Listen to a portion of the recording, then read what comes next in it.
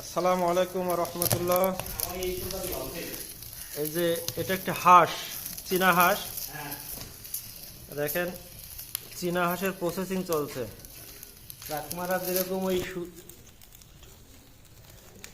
চীনা হাঁসের প্রসেসিং চলছে, এটা একটু পরে কাটা হবে। তবে যেটাই করেন না কেন, মাংসটা পরিশুদ্ধ করার জন্য হলেও প্রত্যেকটা হাঁস কিন্তু এভাবে আপনারা যদি একটু ভালোভাবে যদি একটু ঝলসায় নেন, ঝলসানো বলতে কি ওপর থেকে যে হালকা পশম টসম থাকে সেগুলো যদি ছাড়িয়ে নেওয়া যায়, এই মাংসগুলো খেতে খুব ভালো টেস্ট।